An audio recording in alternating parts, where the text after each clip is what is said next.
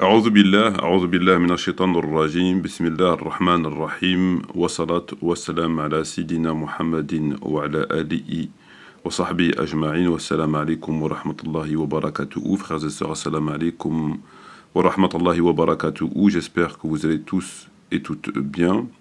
On se retrouve en ce jour de dimanche 19 juin, 13h33, afin d'apporter un petit commentaire à cette vidéo. Cette vidéo qui vient d'être postée sur YouTube et qui s'intitule « Les serviteurs du tout miséricordieux » et réalisée, comme vous pouvez le constater aussi, par le prédicateur Ousmane Timera. Nous allons nous intéresser au moment 5:42 à 7 minutes 16. 5:42, 7 minutes 16. Donc je vous demanderai votre attention à l'écoute de ce passage. Il faut donner à ces nuits des moments de recueil. Ne pas passer toutes ces nuits à dormir. Ne pas passer toutes ces nuits à veiller dans la futilité. Prendre du temps de plaisir pour soi, prendre du temps pour dormir et aussi prendre du temps pour approfondir sa réflexion, pour lire le Coran, pour prier, mais pas que pour prier, parce qu'il a dit... Voilà. Donc là, c'est là où ça devient très très intéressant. C'est le tafsir qui va nous faire du verset qui va nous lire ici. C'est là que, c'est à ce moment précis que je vous demanderai votre attention. Et enfin, on se rend compte à quel point il se fout éperdument de la gueule des gens. Voilà. Non seulement il se fout complètement du dit verset, qui va interpréter de façon... Enfin, je veux dire, on ne peut même pas parler d'interprétation ou d'explication, c'est carrément de la moquerie, c'est carrément de la supercherie, mais aussi des gens qui l'écoutent. Donc je vous demande votre attention de bien suivre ce qui va se passer. Donc là, il lit le verset en question. Ceux qui passent leur nuit en prosternation, au qiyaman et debout. Voilà, ceux qui passent leur nuit en prosternation et debout, dit le verset. Donc effectivement, c'est la prière. Donc là, il reconnaît qu'effectivement, c'est la prière, parce qu'il a dit juste précédemment qu'il ne s'agissait pas que de la prière. Et donc, lorsqu'il a lu le verset, il n'a pas révisé son dars, donc il est contraint et forcé de reconnaître qu'il s'agit effectivement de la prière. Ceux qui sont debout, ceux qui sont prosternés debout, ça ne peut être que des prieurs, et rien d'autre que des prieurs. Donc il est obligé de reconnaître qu'il s'agit effectivement des prières. Mais il ne va pas se satisfaire de cette position, parce qu'il a fait une petite boulette en élargissant de façon erronée l'explication de ce verset. Donc il va justement, plutôt que de reconnaître et de s'arrêter là, il va essayer de rebondir, de se rattraper et de nous faire finalement, comme font beaucoup d'entre eux, une scène d'acrobatie. Mais dans d'autres passages, il s'agit de passer la nuit debout. Là, il nous parle d'autres passages. Donc il était censé vous faire un tafsir sur le dit passage, et comme le dit passage n'allait pas dans ce sens, dans le sens de commentaire qu'il voulait apporter, il était bloqué, hein, c'est très clair, debout prosterné, c'est peut-être que la prière, donc il va chercher un autre passage qui ne figure pas dans son intervention. Déjà, c'est quelque chose qui est assez étrange, mais bon, c'est acceptable. Et qu'est-ce qu'il dit l'autre passage ? Ce n'est pas juste prier. Passer la nuit debout, il s'agit de... Effectivement, c'est la prière. Mais dans d'autres passages... Il s'agit de passer la nuit debout. Donc, dans d'autres passages qui parlent aussi de passer la nuit debout, donc il revient au même verset, finalement.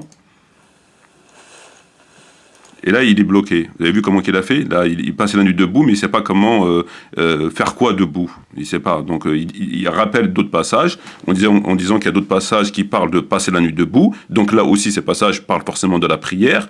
Et donc, qu'est-ce qu'il peut rajouter à passer la nuit debout ? Que ferait quelqu'un qui se lèverait la nuit en étant debout ? Ça serait pour faire quoi ? Il ne sait pas. Donc, regardez comment il fait avec sa gestuelle. Regardez comment il fait avec sa gestuelle. Passer la nuit debout. Voilà, donc passer la nuit debout concernant d'autres versets, mais qu'est-ce qu'il peut mettre derrière passer la nuit debout? Que ferait une personne qui se verrait la nuit debout? Ce serait pour faire quoi? Là, il est bloqué, il ne sait plus quoi dire. Vous avez vu comment il a fait? La nuit debout. Regardez. Il est bloqué, parce que passer de la nuit debout, il ne sait plus quoi dire derrière. Il va mettre quoi? Mais il ne faut pas le sous-estimer, il a plus d'un tour dans son sac. Ce n'est pas juste prier. On peut se prosterner sans mettre le front par terre. Alors là, c'est...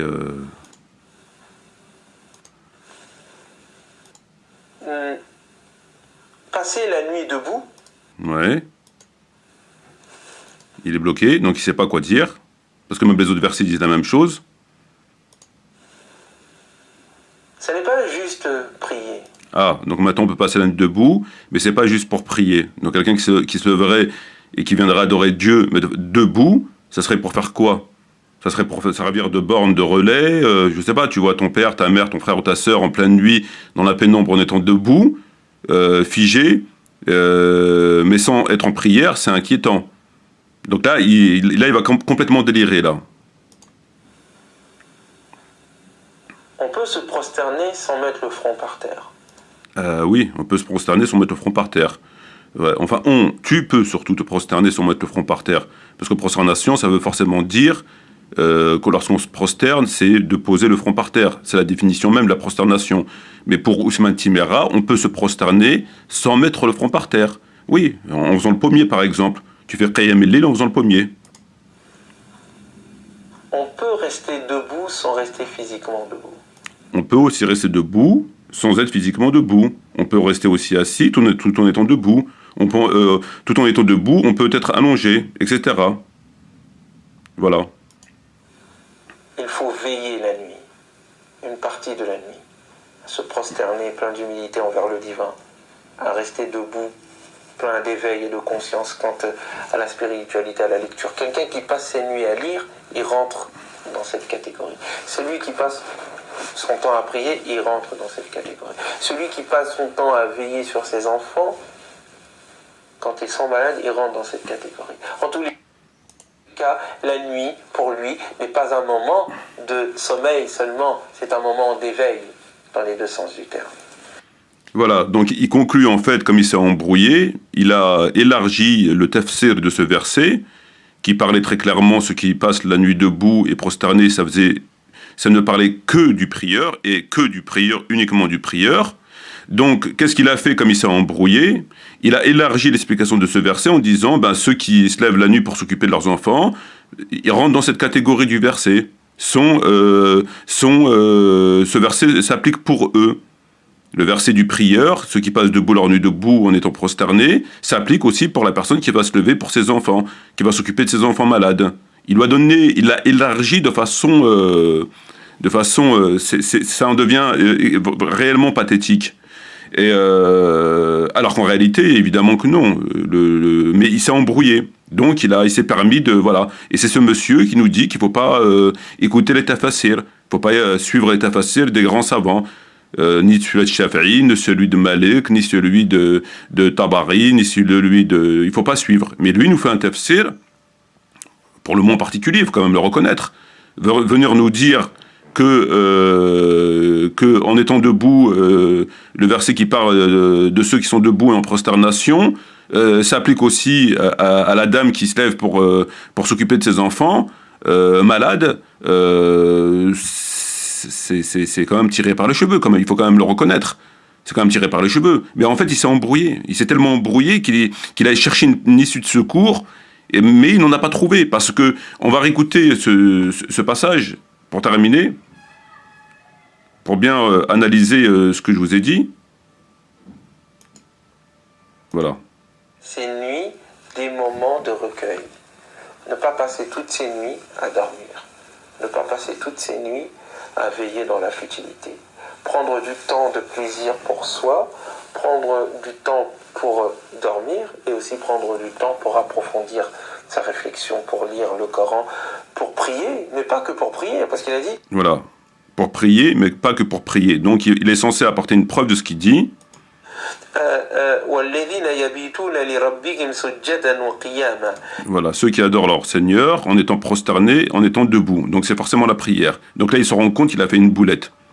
Ceux qui passent leur nuit en prosternation, au qiyaman et debout. Donc effectivement, c'est la prière. Ah, il le reconnaît. Effectivement, c'est la prière. Mais monsieur n'est pas content.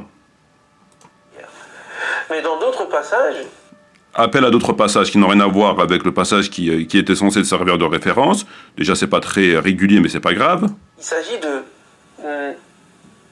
passer la nuit debout. Donc, qui disent aussi les autres passages, passer debout, mais debout pour faire quoi? Il est bloqué. Voilà, il est bloqué, il cherche. Et là, il est perdu, il sait plus quoi dire. Passer debout, qu'est-ce que je veux mettre derrière debout? Pourquoi un homme ou une femme se lèverait la nuit en restant debout pour faire quoi? Qu'est-ce qu'il pourra inventer? Il sait plus, il est perdu, il réfléchit. Ce n'est pas juste prier. Non, c'est pas juste prier, c'est quoi? On peut se prosterner sans mettre le front par terre. Voilà. On peut se prosterner sans mettre le front par terre. On peut se... Il s'agit de passer la nuit debout. Dans d'autres passages, il s'agit de passer la nuit debout. Mais Ce n'est pas juste prier. ouais, c'est pourquoi faire? C'est pourquoi faire? Hein, on peut avoir la réponse? On peut se prosterner sans mettre le front par terre. Ah, mais on parlait d'être debout déjà, t'as pas répondu à cette question. Il passerait la nuit debout pour faire quoi? Et voilà, après il nous fait de la philosophie. On peut passer la nuit prosterné sans poser le front par terre, évidemment. Voilà, voilà à qui on a affaire. Sur ce, sahaf torkum, shukran jazilan, wa salam alaikum wa rahmatullahi wa barakatuh.